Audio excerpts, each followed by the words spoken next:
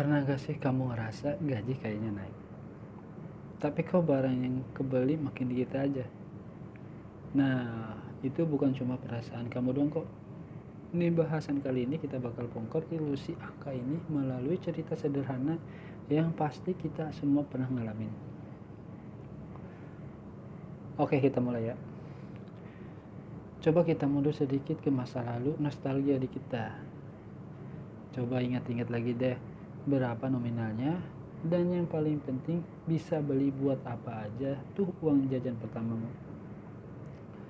Pengalaman masa kecil ini ternyata jadi kunci buat ngertiin konsep ekonomi yang gede banget loh. Yuk kita lihat lewat kisah tokoh hari ini. Kenalin, ini Doni. Kalau kita lihat perjalanannya, uang jajannya naik terus kan. Dari cuma 500 sejak SD, jadi 1000 pas SMP, sampai akhirnya 5000 pas SMA. Kalau di atas kertas saja sih kelihatannya Doni makin kaya aja ya. Dulu banget, pas Doni masih SD, uang 500 perak itu sudah sakti banget. Cukup buat beli nasi uduk sebungkus sampai kenyang.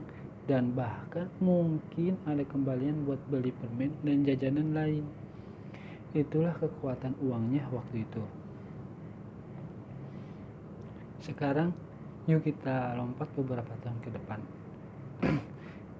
Kita lihat gimana ceritanya mulai berubah buat Doni, meskipun angka di kantongnya makin gede. Nah, di sini mulai aneh.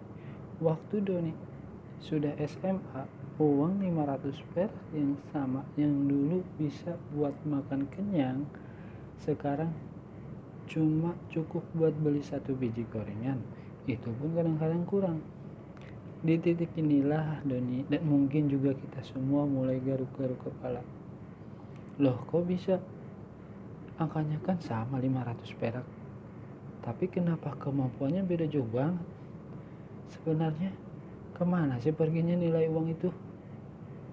Nah, ini dia misteri yang akan kita pecahkan bareng-bareng. Biar makin kebayang, kita lihat deh angkanya. Nasi uduk yang zaman dulu harganya cuma 500 perak, sekarang bisa 7.000 sampai bahkan mungkin 10.000. Itu kenaikannya luar biasa, sampai berkali-kali lipat. Sama juga kayak gorengan yang dulu bisa dibeli pakai uang receh, sekarang harganya sudah ribuan.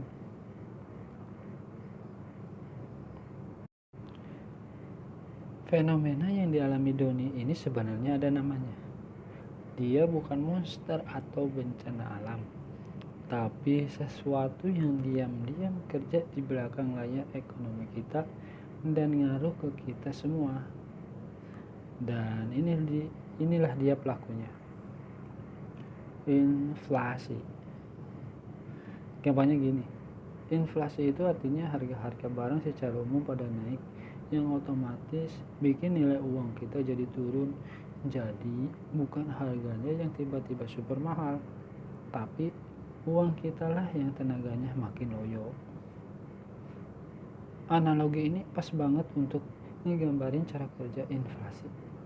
Prosesnya itu pelan banget, gak kerasa dari hari ke hari. Persis kayak baterai HP kita gak sadar dayanya kesedot dikit-dikit, tahu-tahu tinggal 10% aja. Jadi inilah poin krusialnya. Kita perlu geser cara pandang kita. Fokusnya bukan lagi ke wah semua jadi mahal ya, tapi lebih ke wah kekuatan uang gua untuk beli barang makin lemah nih. Ini perubahan perspektif yang penting banget. Nah, setelah kita kenalan sama inflasi ini, yuk kita bedah lebih dalam lagi cara kerjanya. Kita akan lihat dua jenis nilai yang ada di setiap lembar atau keping uang yang kita punya. Pertama, ada yang namanya nilai nominal. Ini gampang. Ini cuma angka yang tertulis di uangnya. 500 perak ya bakal selamanya tetap tertulis 500 perak. Tapi yang kedua, yang paling penting adalah nilai real. Nah, ini soal daya belinya. Apa yang benar-benar bisa kamu dapatkan dengan uang itu, dan nilai real inilah yang terus-terusan digerogoti sama inflasi itu. Kita balik lagi ke cerita Doni.